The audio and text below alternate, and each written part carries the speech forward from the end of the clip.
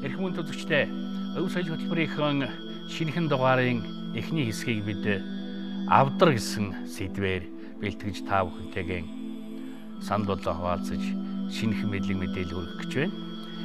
Тэгэхээр зэрэг Монгол гэрийн дотор байдаг энэ авдар гэдэг эдл ахуй бол хамгийн хүндтэй байран залардаг, хоймрыг эзэлдэг, хамгийн нарийн нандин зүйлээ хийж агуулдаг учраас авдар үзүүлэх хүндэтгэл монголчууд нэн эртнээс тогтож ирсэн байх юм аа.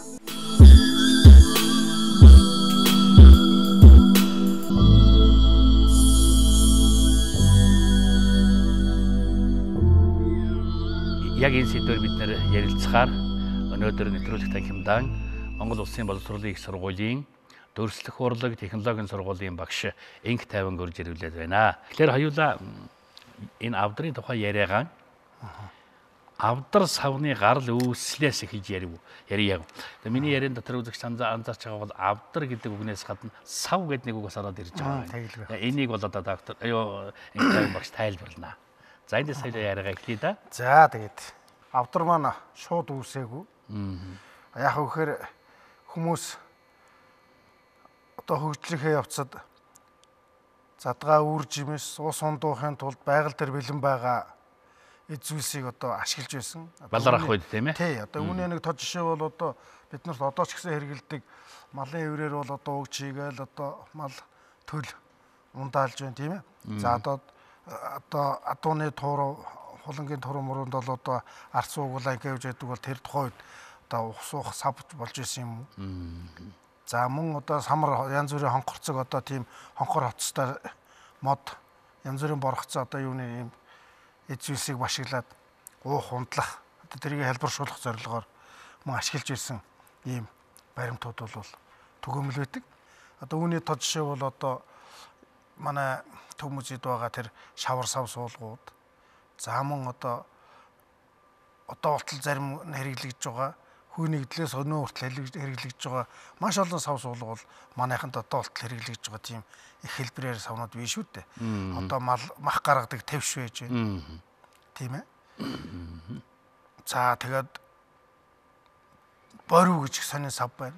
Боривгээ яагаад нэрлсэн бэхээр энэ маань бол одоо том ангийн одоо өгсөн байдаг юм уу амтанд бариулсан юу гэж чинь одоо хамгийн амархан идэж болох хэсэг чинь цав тэр нэмгийн цав суугаас нь урж иддэг юм байна л да одоо махчин амтан ч гэсэн. Ингээд идээд цадаад өргөдөг юм нөгөөхөр нь дараагийн үнийг харсч идэх одоо жижиг амт идээд тулмлаад идчихдэг юм байна л да. Тэгэхээр ингээд хөндийн айрс үлдэнэ. Тэгэхээр нөгөө улсууд маань тэр хөндийн айрсыг аваад бүдүүн талын одоо битүүлж одоо юмар шидэж бариад нарийн талд нь бүглээгээ шингэн одоо юм хийх сав болгодог юм. Би бол одоо анх энэ ажлыг хийхээс өмнө борив гэхээр за жижиг хөхүүрийг л борив гэдэг юм байна гэсэн ойлголт. Оноос нэр энэ юм байна гэж ойлгодог байсан. Гэтэл яга борив гэсэн боривчийн юу лээ гэдгийг одоо болтол мэддэггүй анзаарахгүй л яваадсан байгаа байхгүй юу. За тэгээ ингээд явж байгаад борив одоо чулуун зэвсэг тэрний дараагаар одоо хүрэл зэвсэг гээл одоо хүн төрөлхөнд дүүхэнд ийм соёл дэвшлүүд бий болоод ирэнгүүт тухайн зүйлсийг одоо ангийн арьсыг тэр чигээр нь баадан болгож ашиглах нь одоо болтол байгаа ч гэсэн бас зарим нэгэн эсгүүр оруулж хийж эхэлсэн байна. Одоо хөхүүр ихэд бол тодорхой эсгүүртэй шүү дээ. Баг зэргийн хэдийгээр бүтэн арьсыг бөхтрөөд хийчихэж байгаа боловч тэр бол тодорхой бас эсгүүр орчиж байгаа. За түүнийгээ өшөө жижигсгээд хэлбэр дүрсээ агуулад цааш нь одоо дашмаг гэдэг ч юм уу. Одоо иймэрхүү ум тусны сав. Одоо юутай болоод ирж байгаа юм хэлбэр ороод ирж байгаа ч. Хэлбэр ороод тэрэн дээрээ хээ хийдэг болоо ингээд уран сайхны юм сэтгэлгээний одоо ийм үйлүүд бий болж яваад эхэлсэн байна гэж үзэж байгаа. Одоо хүмүүс чинь ер нь өөрийнхөө үдсэн харснаас л юмыг сэтэлжүүлж хийдэг байсан юм байна гэж үзэж байгаа. Одоо бидний бүгдээрээ мэдих тарвны боодог тийм ээ. Тэгэхээр шавар вар хийгээд эхлээд яг нөгөө амтныхаа гуй шигээд энэ бол гурван хөлтөөтэй цаатлахын угаасангүй. Тийм байна. Ер нь зүгээр амьдрал дээр ч бид нар одоо шаардсан тарвыг одоо хатуурсан сүүлд дээр ингээд бөксөөрн тавихад эвтэйгэн тавьбал босчихдаг шүү дээ. Тэгээ өнөө тулгын одоо гурван юу гэдэг одоо энэ чулуу молуу гэдэг энэ ойлголт маань энэ үеэс эхэлж одоо үүссэн байх гэдэг. Ийм байж байгаад сүүлдээ жоохон уран сайхны хиллэг ороод доод тал нь нарийсч ирсэн байх, хэлбэрчиж ирсэн байх. Тэгээ бүр эн чинь бүр доор нь гал түлхэхээр ийм нарийн хөлтэй болж ирсэн байдаг юм. За тэгэл Авдрынхан анхны ерөнхий тэр дүр төрх загвар руу хоёлаа орж ирээ тий. Авдар маань бол анх мэдээж шууд одоо энэ сав бүтэн саваар одоо юу гэдгийг бидний хийж байгаа банд сав мотороо хийгээд эхлэегүй байх гэж байгаа. За үүний өмнө бол одоо энэ том толмон савнууд, арьсан ууц савнууд бол хөгжсөн.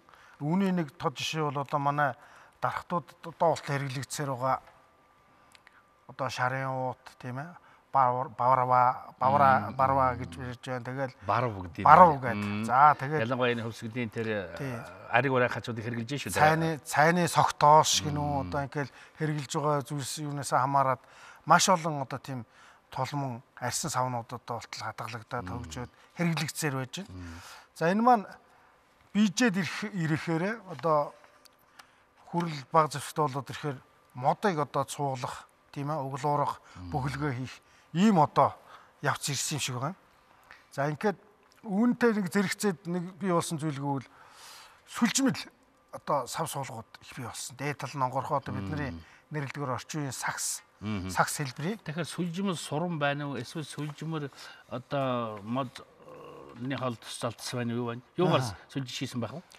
За одоо бид нар хамгийн сайн мэддэг одоо Монголд байгаа одоо иймэрхүү сүлжмэл савны сэтлүүд бол одоо араг тийм ээ дөрвөлж секс шэзги гэж ярьдаг одоо энэ сүлжмэл савууд байж байна. За мөн одоо хулслаг дэрслэг тийм ургамлаар шүлдсэн жижиг одоо сакс хэлбэрийн савнууд байдаг тийм ээ.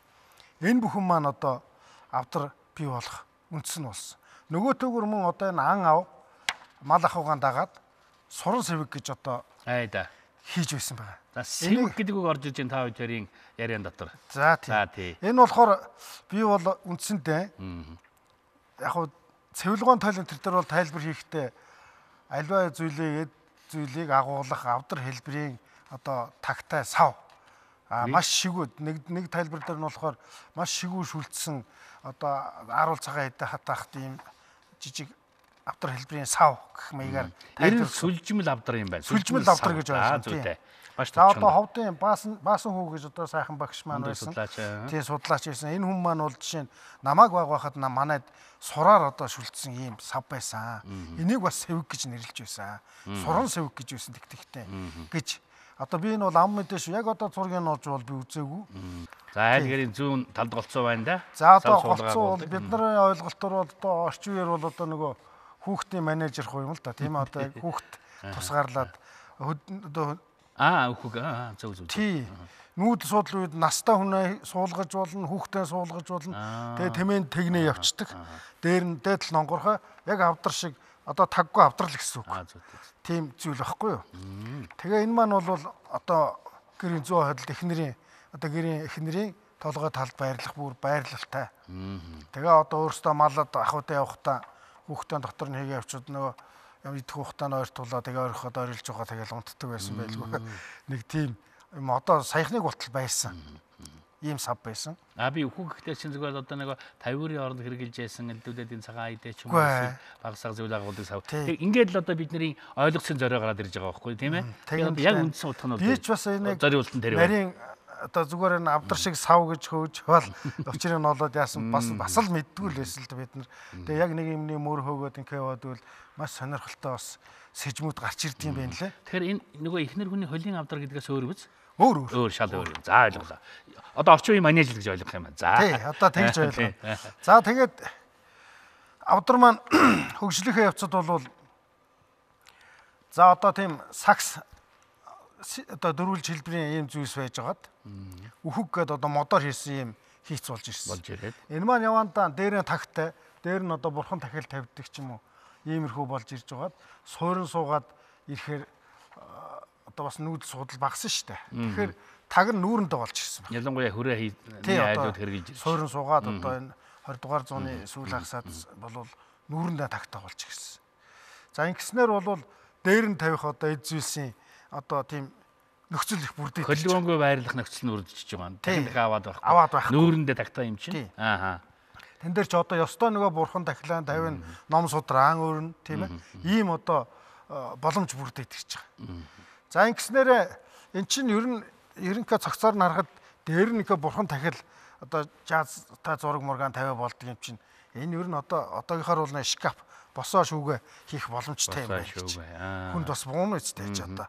Тэгэхээр нөгөө гэртээ тааруулаад үннийхэн дагуу налуутай одоо шкаф одоо бидний үед бол хэрэглэж байна хүртэл одоо дайсан бас айлуудад байгаа баг. Одоо хуцсанраа хийждэг заримынх нь хүнсний тийм шкафууд зөндөөл байдаг байна. Тийм шилэн нүртэй ч байна. Тэгээд элдв хяваар хийсэн ч байна нүрэнд нь. За тэгээд авдар маань ингэж хөгжлөх явцад миний бодлоор үндсэндээ бас нэг 2-3 төрлийг олоод байгаа.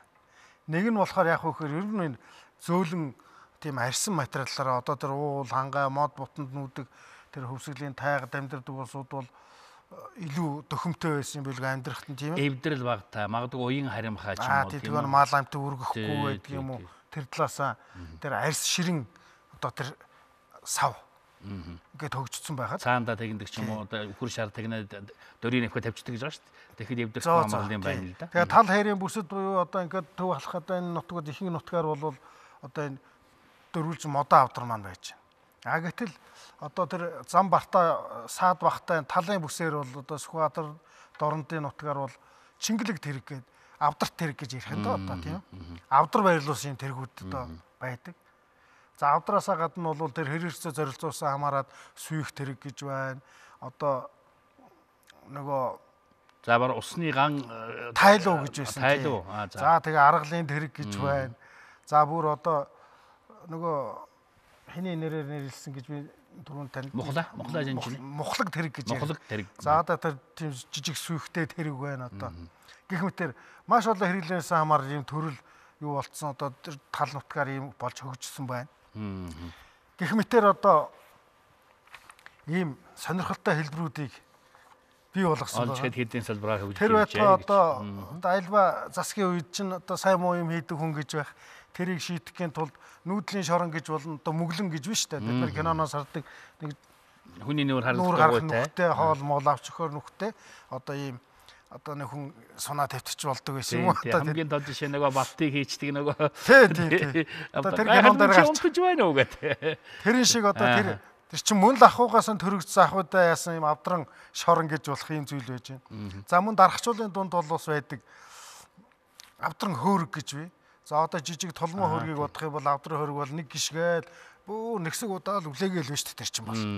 Хүнд ажиллахад амар одоо тийм багтаамжигтэй байдаг юм одоо би нарийн хэрглэж мэдэхгүй зүгээр хүнээс харж байсан болохоос. Гэх мэтэр одоо энэ авдартай холбоотой авдрыг одоо ингэж янз бүрийн төрлөөр ашигласан ийм төрөл зүйлүүд бол их байдаг юм байна лээ. За баярлалаа. Та хоёрыг сайхан өрнөж байна. Одоо хоёулаа авдрынхаа бүтцийг яах яарий. Орыг гэх юм бол одоо та бол дизайны багш, дизайнер хүн тийм ээ. Тэгэхээр одоо дизайн гэж орчмын хэллэг байна. Тэгэхээр авдрын хийц гэх юм уу да тийм ээ юу. За авдраа хийхэд бол одоо хамгийн эхлээд л одоо уулаас удаа бэлтгэл хатааж эхэлнэ үү тийм ээ. За хийх арга нь болохоор тэгэл угуулуургадна, хөлгөө хийн. За тэгээд одоо нэг дизайнтайгаа хамаатай авдрын одоо харьцаа, хийц, ер нь технологийн яриг юм. За эхлээд ер нь авдрынхаа харьцаанаас эхлээд би нэг жоохон хэлье л да. Авдрын харьцааг зүгээр ч нэг одоо нэг бидний мэддэг энэ авдар ингээд төрчөөг юм шиг байна. Яг үгээр нөгөө л мөн одоо ахуйтайгаа холбоотойгоор унлаг ачлага тийм ээ эрдийн хөсгийн одоо тал тэнд болох уу энэ тэнцэх үү? Энэ жижиг тхүү, их тхүү тийм ээ. Энэ харьцаа нэгдүгээр. Хоёрдугаарт одоо ачиж байгаа хүний дээр одоо хүний хэмжил зүй гэж ярьдаг эргономик тийм ээ. Одоо бэртайхан хүн бол одоо та битэр бол ямар ч нэг авдрыг бол ташаалдаад ингээ өргөхөд одоо барихад метр 20-оос уртгүй тийм ээ. Одоо тэгээд нөгөө бариуланд төрч байхаар олдсон бариул төрч байхаар тэгээ тал тань тавьчаад хоёр одоо олсон бариулын холбоод тэмээн тэгнэх юм үхэр тэгнэхэд боломжтой байх. Юу ама хор киноны санамаг бол өргөд дийлэхгүй гэж тавдраа тийм ээ. Нөгөө хэм бол дийлэн штэ. Тарим минь залуугүй явдал санагдах юм байна шүү дээ. Чи ветрин залуугүй явдал чи задатраач гэдэг. За хөлөөгүй.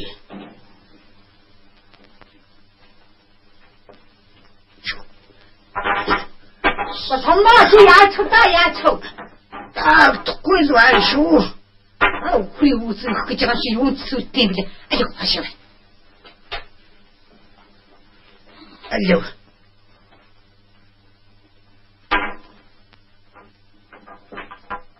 Яхан шаа. За тэрнээс шалтгаалхан. За тэг хэмжээгээ сонгох. Тэр бүх юм чи одоо энэ хэмжээнд хамаарч байгаа. Нөгөө нэг хэмжээнд хамаарах зүйл юу гэхээр гэрээ их байгаас хамаарна. Том таван юм уу? 4 хантай гэрт нэг одоо орчин үеийн нэлээд том хавдар тавьбал гэрийн талаар юм болно да. Тэгэхээр бүхөө бүр хэрэглэлтэй гэж ярьдаг чи үсүүхээр игдсэн багтсан юм. Ер нь монголчуудын тэр гоо сайхны таашаал зохиж байна, зохихгүй байна, болж байна, болохгүй байна гэдэг нэг тийм нэг зохиомж гэж ярихгүй ш тэд нар чи.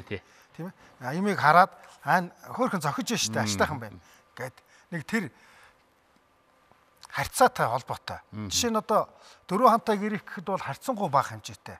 Бас миний судалгааны ажилд бас нэг хэмжилтүүд орсон байгаа. 60 дундаж авдрууд ер нь их төлөвнөг 70-75 таагаад байгаа. Тэгэхэд 60 өндөртэй байгаад байгаа. 60 өндөртэй бүр 35-ын өргөнтэй ийм авдар хүртэл байгаа. Тэгэхээр тэр бол нэлээд хөргөн жижиг гэрт байсан байх гэж байгаа.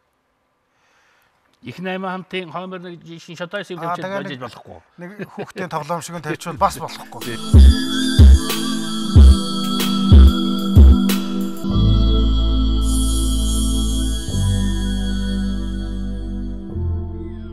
Ер нь бол ханы ирснээс одоо хоёлаа нэг энэ ногоон хоёр энэ чимгэлийн хэсгийг харахад яг л гэрийн ханы талаар байхаар л тооцож ирнэ. Харьцаа тэгж харагдаад байна. Зөв харьцаа.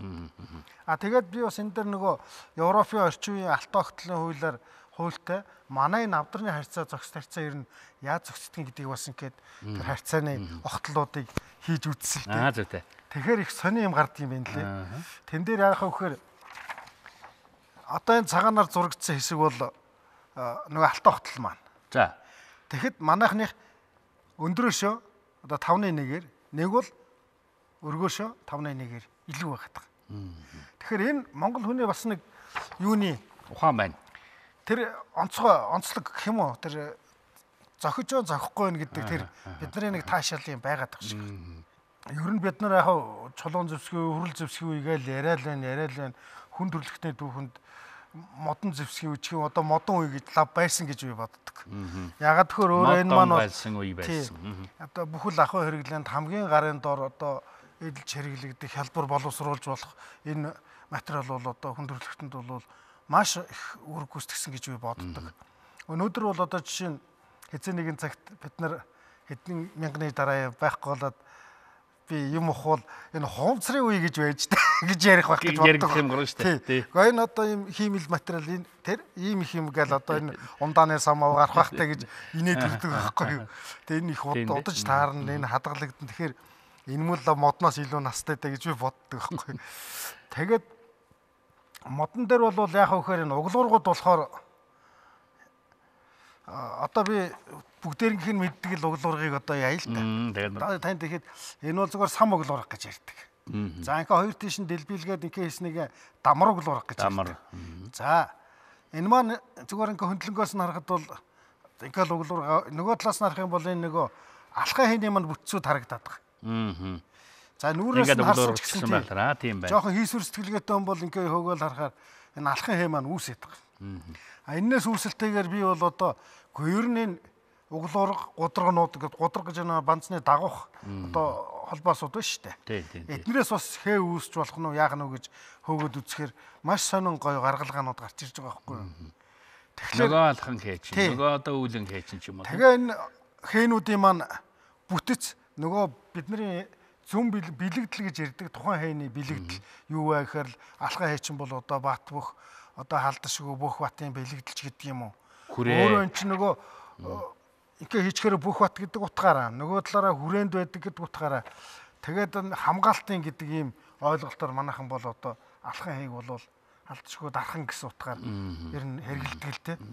Тэгэхээр энэ бас л одоо бидний яг ахуй амьдралын үйлтэйгээ холбоотойгоор бас үүссэн юм уу гэж харагдаад байгаа байхгүй.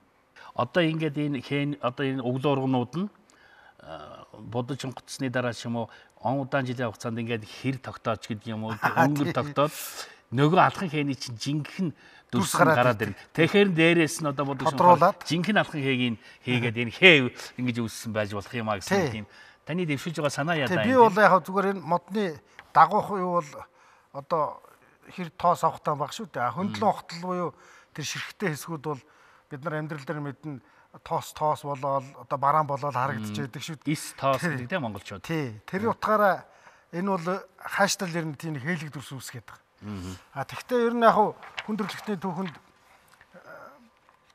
алхам хээ бол одоо тэр Итали орчимд байдаг тэр Мадрид гэж гол байдгийн байна л л дээ. Тэр голоос тэндээс үүсэлтэй гээд яагаад тэр Дольфино вар гэж одоо дэлхийн урлагийн түүхэнд орсон ваарн дээр тийм алхам хэлбэрийн хээнүүд байдаг байхгүй юу. Тэр бол манай тооллын өмнөх одоо 4-р зуунд хамаарах тийм эртний ваар сав байхгүй юу. Тэгэхээр миний бодлоор бол магадгүй тэнд эхэлсэн ч байж магадгүй. Гэхдээ хүн төрөлхтөд ямар ч байсан энэ хээ үүсэхтэй Монголд үүсчүү тэнд үүсч чинь хамаагүй.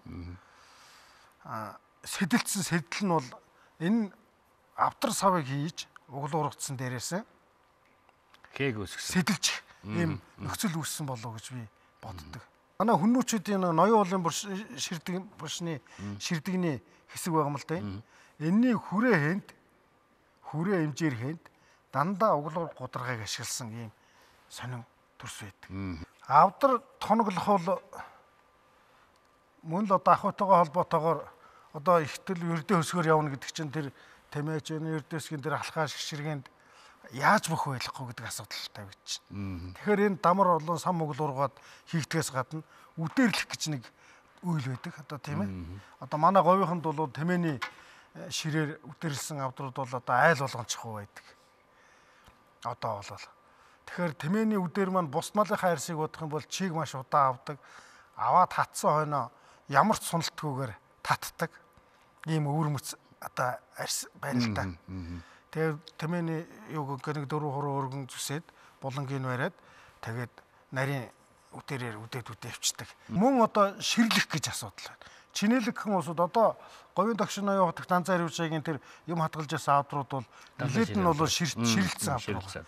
Хятад булгаараар сайхан ширлээд одоо тэр над одоо яг өөрт таарсан энэ баримтчуулс юм дээр бол 2-3 авдар байгаа. Одоо ширний цол одоо бүтэн хэсгийг нүүр одоо өргөн талаас 12-оос яагаад хаяр хажуу бөөрөнд нь одоо гоод одоо тэр нарийн хэсгүүдийн зөрүүлээд ихэд хийчдэг юм харахтай байсан юм байна. За ингээд ширлэхээсээ гадна чимэглэн болоо бөхөлгөөний гуйл одоо боломжтой улсууд нь мөнгөн маш одоо тийм гоё нарийн одоо тийм бөхөлгөөний булангийн төмөр одоо хамгаалт давхгүйр. Нэг талдаа бөхөлгөө нөгөө талдаа чимэгэл болгож ингэж хийж байсан байна. За тэгэл цоо зурганд хүртэл дардаг тэр даруулга. Тэр даруулга энтрийг бол одоо мөнгөөр хийсэн байна, зэсэн дээр мөнгөөр гойж хийсэн байна. Ган дээр одоо силбертэй хийсэн байна. Маш олон одоо тийм юунууд одоо баримтуудаа олсон тус авсаргасан байгаа. Тэгээд үнэхээр бол манай монголчууд бол маш эртнээс бас төмрийг бол боловсруулж гаднаас дандаа аваад өөрсдөө боловсруулж ирж байсан одоо баримтуудыг мөн одоо дурдж болно. За энэ үслэгээр ярилцаад яваад бид нар энэ таны анчид одоо бүхэл бүтэн таны докторийн ажлын одоо диссертац юм шүү дээ. Бүгдийн задал бол одоо энэ 15 минут хаанаач хүрэхгүй байгаа учраас бид нар магадгүй нэг цовруулаар явуулъя гэсэн ийм бодол байгаа. Та дараагийн бас 2 дугаарт өргөжлүүлэн ярих болцоо танд байгаа. Гэт ингээд дараагийн одоо булангуудын сэдвүүдэд нээлттэй орхиод өнөөдөр бидний урилгыг хүлээн авч хүрэлцэн ярьж өнөөдөр энэ авдар гэдэг энэ өрмөц сайхан эдл хэрэгдэх түүний үүсэл гарал хийгээд хэрэглээ зориулалт талаар их сонирхолтой сайхан ярьсан танд их баярлалаа. Танд ажлын уран бүтээлийн сургууль хүмүүжүүлэх хөлсийг хамжилт хүсье. Баярлалаа. За их баярлалаа. Манай нэвтрүүлгийг өргөжлөж байна өргөжтэй.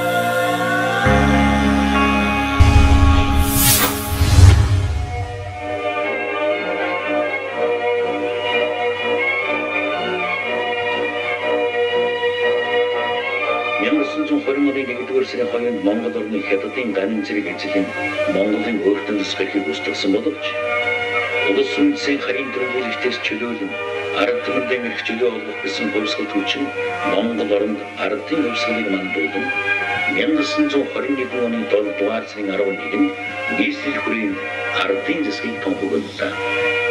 Ийхүү нийслэл хүрээ шинэ хувьсгалт Монгол улсын нийслэл болсон. 1924 он нийслэл хүрээнд улсын ангар дугаарыг хуралдаж бүгд найрамдах засгийг тунхаглан нийслэл хүрээг улсын нийслэл Улаанбаатар хот гэж нэрийгдэх болсон юм. Ийхүү Монголын ард түмний олон үеийн баатарын тэмцлийг билэгдэн Баатар хэмээн ардын хувьсгалын хөлбий болсноор Улаан гэж нэрлсэн байна.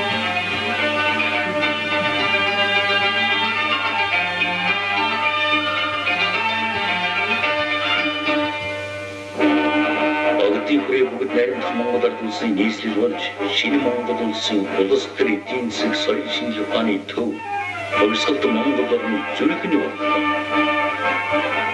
ертөнцийн хөгжлөөс холбогдсон байсан Монгол орны олон улсын харилцаа өргөжж эхэлнэ. Москва, Улаанбаатар, Бээжин, Шанхай чиглэлд нийссэн зөвлөлтийн аялагчид 1925 оны 5 дугаар сард хүрэлцэн ирсэн. Манай улсын нийслэл буусан анхны онгоц байсан. Тэр онгоцныхан манай засаг төрийн төлөөлөгчдийг онгоцоор нисгэж үзүүлсэн гэдэг. Тэгэхэд Улаанбаатар маань иймэрхүү харагдаж байжээ.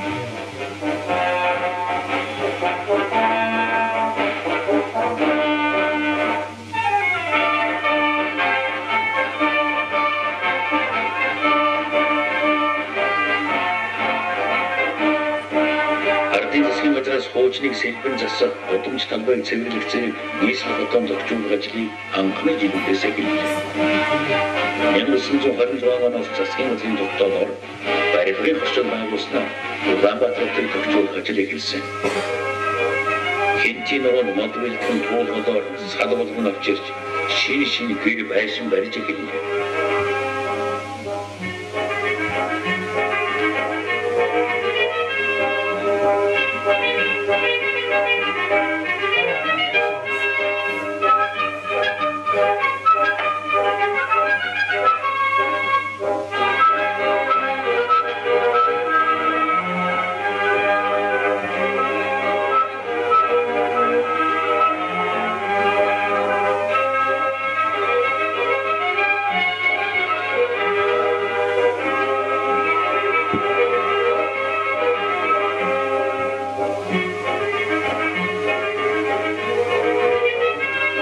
Чатаны сүүчээр Улаанбаатарын төвийн хэсгийг шинжилэн байгуулах анхны зураг төлөвлөгөө гаргаж зарим сүм дууг нь хашаа байшин уулан орондон тоосгон барилга барьж удамж талбайг цардаж эхэлсэн.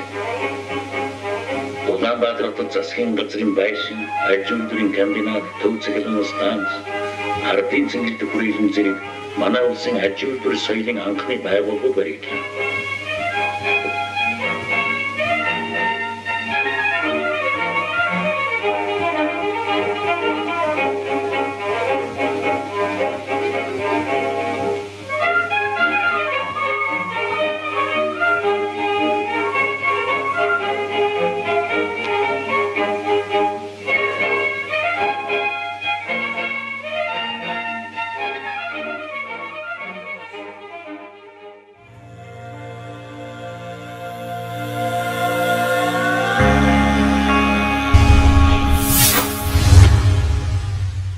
Манай бэлэг зан олон түмэн маань хувь хүнээсээ хэсүүлээд өр хайл бүгдээрэн үйлдвэрлэгчд байж хэний ч гар харалгүй бие даан ахуй амьдралаа төхнүүлж ирсэн баялаг түүхвэ.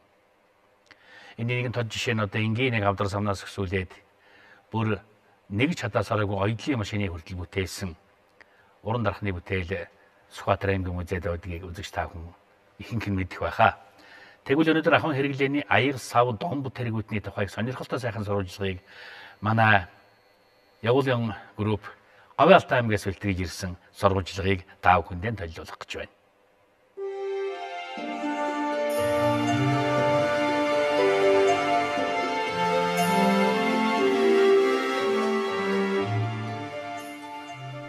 Орой оройгон харан дүмхийх Алтайн сүрлэг уулас. Сүрдэм сайхан энэ нуруу нь монголчуудын хувьд түүх болоод соёлын ариун голомт юм.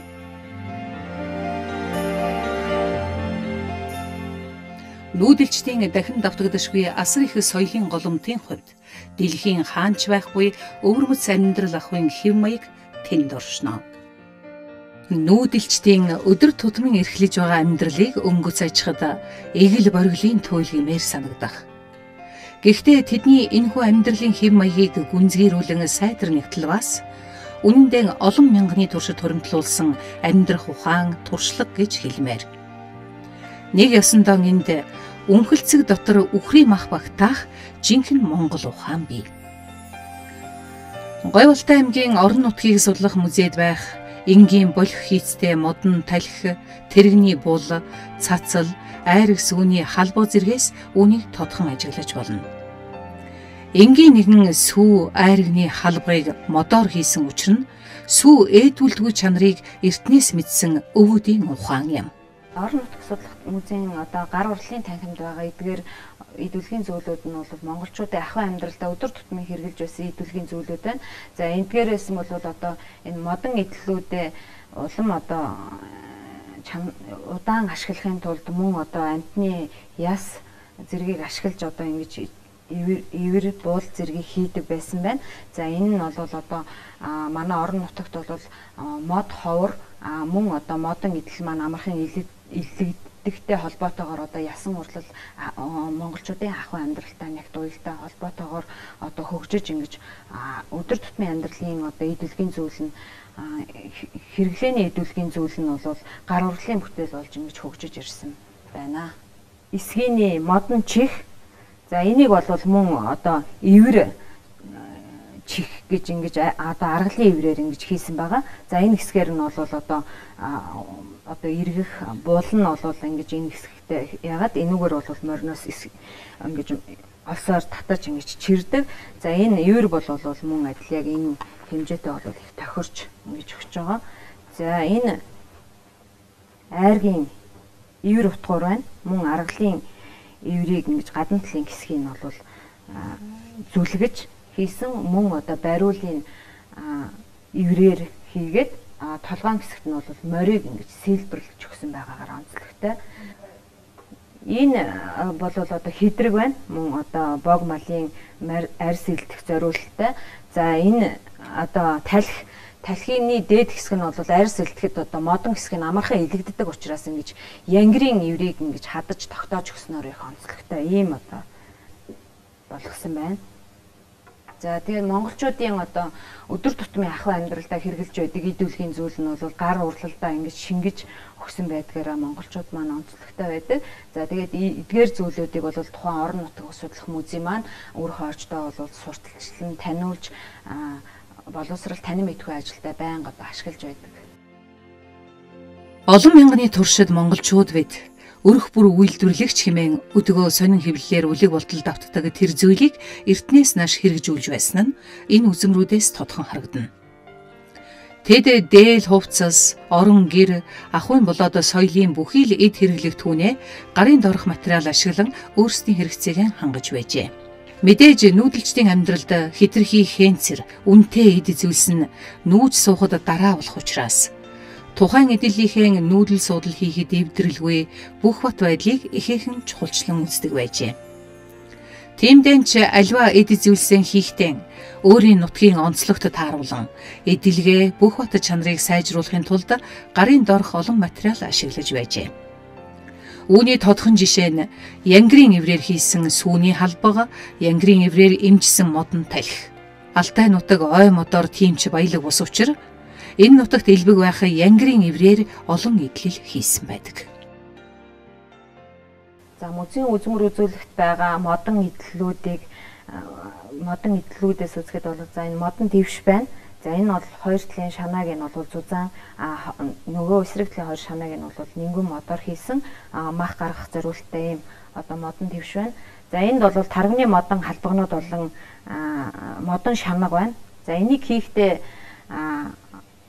энэ хонхорхоо хэсгийг гаргахын тулд бол аргал болон загийн цогийг хийгээд түүний шатсан хэсгийг нь бол ухаж авах байдлаар ингэж хийдэг байсан байгаа. За энэ эдгээр нь бол цагаан эдэнд бол эсэлдэлт өгөхгүй сайн чанартай байдаг. За мөн тухайн орон нутгийн гар урлалын бүтээлүүд нь бол ахуйн хэрэглээний идүүлгийн зүйл болохоос гадна бэлгэдлийн чанарыг агуулдаг. Энэ нь бол цацал дээр харагдаж байна. Энэ цацлын 81 нөхрийг гаргаж өгөхөөс гадна бол тухайн орон нутагт байдаг ховор амьтад болон 12 жил бусад хээнүүдээр чимгэлж өгсөн байгаагаараа онцлогтой. Мөн одоо манай орон нутгийн урчуудын одоо нэг онцлог нь бол 12 жилээс гадна тухайн аймаг орон нутагтай байдаг ховор амьтдыг бол сэлбэрлэж өгдөгөөр их онцлогтой. За энэ цацлын болохоор яг толгоон хэсэг нь болохоор очир сэлбэрлэж өгсөн байна. Онцлогтой байна. За энэ бол цорго. За арх нэрхэд зориулдаг. За энэ арх нэрхэд бол энэ цоргоороо ингэж гараад энэ одоо навчин хэсгээр нь одоо арх нь ингэж нэрэгддэг. Хэдийгээр модон ба ясан эдэллүүд өнөөдөр музейн шилэн хоргоны цаадах үзмэр болсон хэдий ч түүнийг хийж байсан ур ухаан чадварыг сайтар судлан шинжилвэл хойш үеийнхэн оюунд Монгол хэмээх ухааныг төлөвшүүлэхэд ихээхэн хувь нэмэр болохоос гадна шинжлэх ухааны томоохон судлагдсан болох нь лавтай.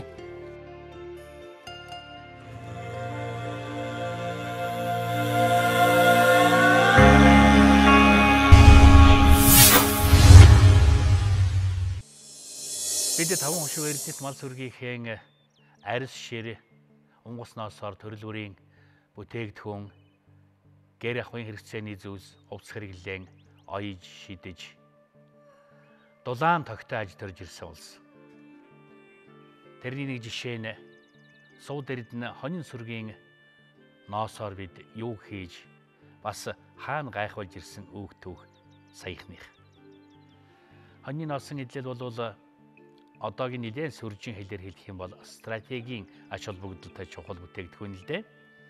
Энэний нэг жишээ нь дэлхийн 2 дугаар дайны үед Монгол хонины ноосоор хийсэн цамц, бэйли, малгай, эсгийн утал тэргүүтэн 2 дугаар дайны тэр хүйтэн хатуу хүнджилүүдийг ямар нэгэн хэмжээгээр хөнгөлж авч гарсан гэхэд болно. Монгол хонины ноос, Монгол хонины нэхий дэлхийн дайнд манай ялалтанд нэгэн мөрний хүчмэргүй гэж хэлсэн нь бас бичигдэн үлдсэн байна. Ингэхлээр бид хоньныхон ноосын эдлийн тухай та бүхэндээ эргэж товчхоноор үзүүлж өгүүлье гэж хэлсэн юм. Монголчуудын нэгэн зүйр үг байх. Уруутахад унтах, идэх, мартах гэж. Монголчууд бид эртнээс нааш хинээс ч гуйлгүй өөрсдийн хэрэгцээгээ буянт мал сүргийн болоод байгалийнхаа баялагаар хангаж хэний ч царай харлгүй нүүр бардам амьдарч байсан ард түмэн. Гэтэл сүүлийн үед нийгмийн хөгжил, техникийн дэвшил, дэлхийн даяарчлалын даган өвгдөөс уламжилсан Монгол ур ухаанаа өдрөөс өдөрт мартаж байгаа нь хэн бүхэнд анзаарагдана. Үүний тодхон жишээ нь уламжлалт нэхий, шир, арьсаан боловсруулж чадхан байсан явдал. Хэдэн мянганы туршид та бидний өмсөх хувцас дулаан байх орон Герман болж байсан нэхий ганц ширхэг тамхины үнэт хүрхэн байж хаягдах болжээ. Одоо хүүхд төртлөө оны нэхэн дээр байдаг ч байгаа нь хүүхдүүд чинь. Энэ чинь өөрөө цаана харахад хоньны нэхэн дээр байгаад бол чинь өөрөө эрүүл мэнд нөө талаас маш том эрүүл мэнд тустай юм байсан байгаа байхгүй. Чийг татахгүй. Одоо хүртэл одоо машины суудлаг гэж байж штэ. Хүүхдийн суудлаг гэж тэрэн дээр онны нэхээ байж мөр байна. Хүүхдийн төрдөг тэрэгэн дээр хүртэл онны нэхээ байж л өмөр байна. Тэ? Орон дээр нь хүртэл байж л өмөр байгаа байхгүй. Энэ бүхнийг одоо яг хийгээд ингээ үйлдвэрлээд байгаа хүмүүс бас хоор байна л та. Дархан нэхээ, дархан минж энэ хоёр мундаг том хоёр үйлдвэр. Эдгээр чинь болохоор яг нөгөө нэг одоо юу юм бэ? Доотлоор баг хэрэглээнд бол хүрэхгүй байл та. Өдөөнийх юм бол бүгдээрээ л нэхий хайр нэхий гэж Монгол дээр халаглал хаяалгаа гэсэн өглөө хадгийн наацх нь гаргасан хоньныхоо нэхийг ингээ хадгалаад сурчих хэрэгтэй байхгүй. Нэг сагаа гаргасан хоньныхоо нэхийг угаагаад шүүдэр газар хатаачих нь. Нэг л чи юусе хадгалах гарга. Тэгэл байж байгаа л элддэг хүн бол элдүүлээ өөрсдөө ч гэсэн тэгэл тэрийг элдээд авчих боломжтой байхгүй. Малын арьс нэхий гэдэг бол цаг зүйн үнэтэй алт юм байгаа шүү дээ. Тэр чинь бол зөвөр нэг жирхэг янжуураас үнгүй байна гэж байхгүй шүү дээ. Тэр ардны чинь эхээс төрхөөс навхуулаад дижээж тийм ээ хариулж яаж бас хүний маш их хөдөлгөөр орсон юм бүтээгдэхүүн л дээ. Тэгээ малын арьс ширийг одоо энд авах газар байхгүй. Тэгээ энэ одоо их л хэцүү байгаад байгаа тийм. Ер нь бол гар аргаар боловсруулад гар аргаар идээлээд ингээд бол энэ сайхан юм болно л доо. Тийм.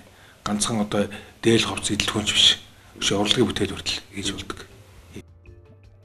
Дэлхий дээрх анхны хувцас, дулаан, урамж, доорон дэвсэх дэвсгэр нь мэдээж ангийн арьс байсан нь гарцаагүй. Тиймдээ ч дэлхийд даяар оршин суух үндэстэн яснууд өөр өөрийн арьс шир ангийн үсээ боловсруулан амьдрал ахуйдан хэрэглэх олон аргыг бодож олжээ. Эдгээрийн дотроос хойд туйлд цаа буух хариулдаг үндэстний арьс боловсруулах арга нь тун сонио.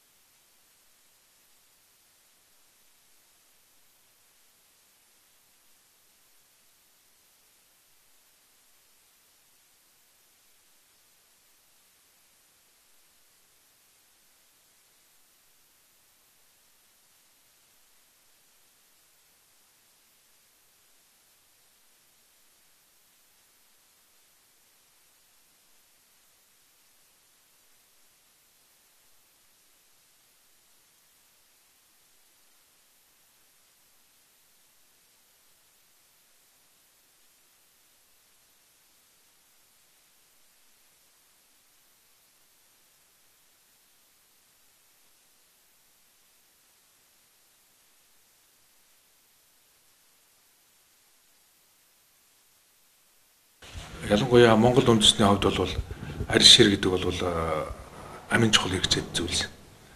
За нэг эртний хүн төрөлхтний үүсэл гаралтай бол арьс урлаг холбоотой. Ан агнуур хийгээд хөөнөгдлийн тэр үед бол арьс ширээр л бас юм хийжсэн байгаа шүү дээ. Тэгэхээр тэр үеэс эхлээд энэ арьс гэдэг материалыг боловсруулах биохимийн шинжилгээ ухаан олонлогт ирж өгсөн байна. За дээхэн үедээ бол одоо Америкийн эдвэртийн судалгаагаар бол энэ Хойд Америкийн индаанчуудын бугын арьс нөгөө бух гөрөөсний арьсыг боловсруулдаг технологиг судлаад нано технологийн төвшөнд байна ярьж байна л да. Тэд нар яаж боловсруулдаг гэсэн мэхээр эрт үед бол алсан амтныхаа тархийг тусдаа аваад тэгээд нөгөө өвдсөн арьсаа цэвэрлж усж байгаа дээрээс нь тархи түрхээд тэгээд ингэж хуйлж жагаад модонд оргоод чангалждаг байсан. Тэр нь яаж байгаа вэ гэхээр арьсны иж хэрэг болгоно нөгөө тархины эсийг нэвчүүлж оруулж байгаа. Түүний дараагаар одоо ингээд илтгэд бол уян зөөлөн даваа шиг болдго юм байна л да. Тэгээд үүний дараагаар бас утгаанд өгнө. Утаа гэдэг бол бас л нөгөө нүүрс хүчлийг хийд байгаа эрдэс бодисыг арьсанд шингээж байгаа тийм хэлбэр шүү дээ. Гэх мэт ийм үедээ аргууд бол маш эртний аргууд бай. Тэгээд монголчуудын хувьд бол мал аж ахуй эргэжсэн цагаас эхлээд 5 гошуу мал эргэлсэн цагаас эхлээд бэлчээрийн малын төөхийд бол дуусахгүй ариун төөхийдтэй болж байгаа шүү дээ. Тэгээ тэрийг бол одоо боловсруулах өөр нэгэн технологитой болсон. Энэ бол сүм хүчилд боловсруулах одоо энэ арга юм л да. Тий. Тэгэхээр айрг тарг сүүгээр одоо юугаа арьсаа боловсруулж ирсэн. Энэ тухай бол одоо Плана Карпини, Марко Поло гэдэг 12 3 дугаар зуунд Монгол орноор альчилж явсан гадаадын хүмүүсүүд их сонирхож бичсэн байдаг. Монголчууд одоо айргаар адууны шир боловсруулдаг гэж нэхгээж бас тэгж боловсруулдаг. Тэгэхээр энэ юу гэж нөлөө зэрэг эртээр үеэс монголчууд тэр биохимийг сайн мэддэг. Сүм хүчлийн одоо эсгэх аргах чанарыг бол сайн мэддэг учраас тэгээ арцны шүүгээр бол боловсруулдаг. Тэгээ ингэж боловсруулахдаа бол хоёр анцын арга хэлж байгаа юм да. Нэг нь бол гандах, нөгөөх нь идэлэх гэсэн хоёр аргаар арьс ширийг боловсруулна. За гандах гэдэг нь юу гэдэг зэрэг арцны шар сүг шүүж аваад тэрэн дотроо 10 будаа, шар удаа гэсэн юмнуудыг хийгээд илүү эслэг болж байгаа. тэгж эсгэж байгаа дээрээс нь давс хужирыг тодорхой найрлагатайгаар хийж хагаад арьсаа хийгээд энд 15-аас 20 хоног гамтчихдаг. Ингэсээр дараагаар бол арьсны доторх байгаа нөгөөх биологийн амьд биологийн эсүүд байгаа шүү дээ. Тэд нар ерөөсөө тэр амьд биологийн шинжиж чанараа алдаад тэгээд ид болж өрдөг юм байна л да. Тэгээ нөгөөх эдэлх арга гэдэг болохоор зэрэг өвчсөн одоо хоньныхоо арьсыг сайхан дэлгэж яагаад улаан шүүс шармахын сайхан усч авч яагаад дараагаар нь давстай холцсон тарг түрхчихдэг. Тэгээ тарг түрхээд буцааж хуулж тавиад тэгээ нэг хэдэн цаг болгоод гаргаж ирээд нөгөө эдэлхийг дахиж ингэж идэвхжүүлж маажж яагаад тэгээ тийм маягаар бол нэг 6-аас 7 хоног эдэлхэд бол эдээ ороод нэхий сайхан болдог гэж. Уламжлалт орвол нэг гарын дорх хужир сүүгөө ашиглаад тэгээ шар сүүгөө ашиглаад аригсгаагаа ашиглаад эсвэл идэлчдэг, өөртөө илтчдэг. Энэ үйлдвэрийн арга болохоор аргач боловсронгуй болчихж байгаа юм л да хамаагүй.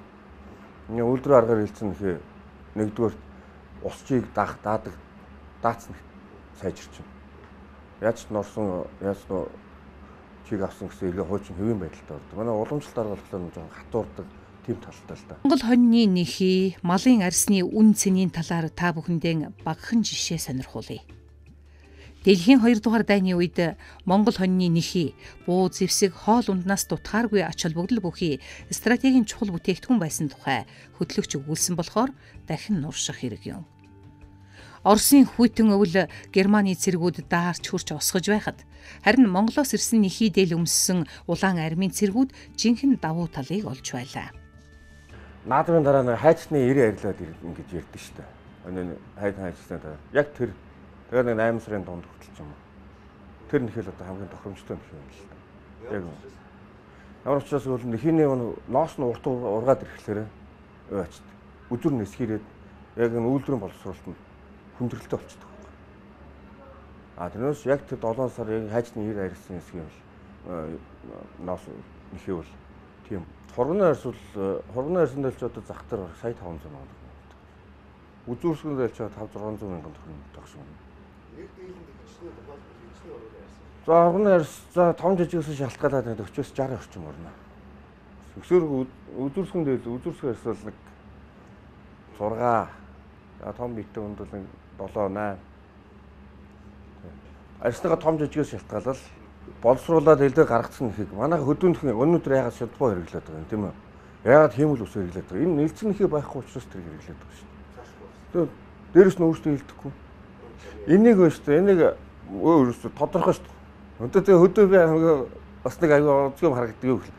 Адууга хятад байцыг л онцгой туугаа явуулах юм чил аюу онцгой харагдаж шүү дээ. Яг гэдэг бол адуу байгаад байгаа юм тийм үү? Ерөөсөө яг тэр жишээ л байна. Яаж манайхан чи хөдөө тэгэл нэг шантбай юм яацсан хиймэл ус хүмүүсүүл ингээл яваад байгаа чи өөрөөсөө харамсаал гарынхаа дор байж байгаа юмыг л харахгүй харамсаад байгаа байхгүй. Тэгсэн мөртлөө хэрэггүй болцдог хайд. Уг нь өөрт нь яг хэрэгтэй байгаад өөр хийжтэй. Тэгээ нэг дэвтэйгээл шар махын аваад тараг цагаад өрхөөл ингээл хэд хэдрэгдэл ингээл болчих юм чинь л хайчаал тэрийг хог боллоо гэл. Уг нь хог биш чи мөнгө байхгүй.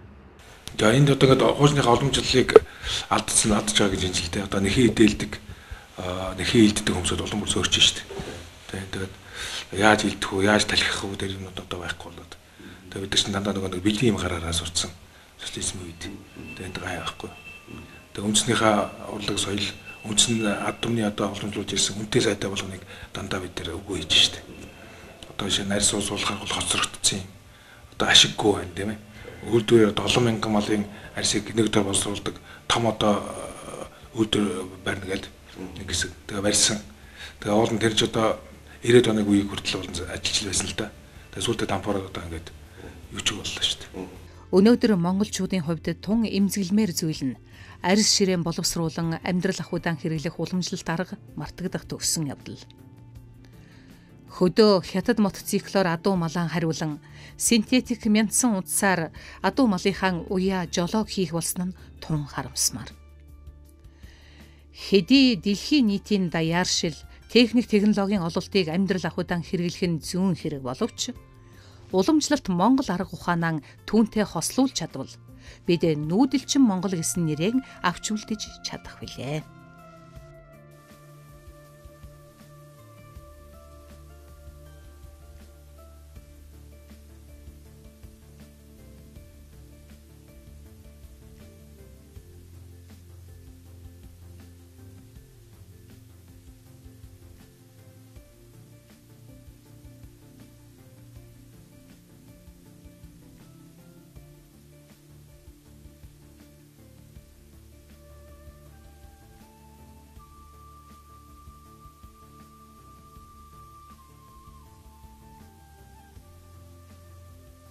Манайх чинь 1934 онд аж үйлдвэрийн комбинат гэж юм байгууллаа шүү дээ.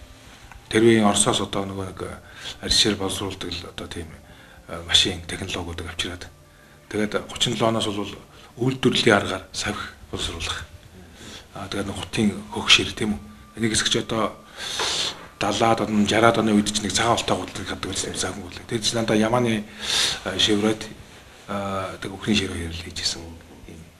Тэр үеэс эхлээд энэ Европ дахин дэлгэрсэн орчин үеийн арьс боловсруулах арга Монгол дэвтэрсэн л дээ. Энэ бол юуны натрийн давсаар одоо идэлдэг ийм орчин үеийн технологи. Тэр биний хувьд бол уламжлалаад авах нь зөв. Гэхдээ энийг техник технологитой уялдуулах хэрэгтэй тийм. Ингэж л явж ижил хөгжилдөг. Тэрнээс бид нар цагаас өгөөр ингээл ингэдэх юм бол гадаадхан манай хэлцэн ихийг авахгүй шүү дээ. Нөгөө айраг цагаа биднэрт гоё санагдаад байдаг тийм. Нэг гадаадууд бол тэр чинь гоё санагдахгүй. Ямар мохоо өнөргүй фаал. Биднэрт бол тэр айраг цагааны юу нэг юм шиг санагдав.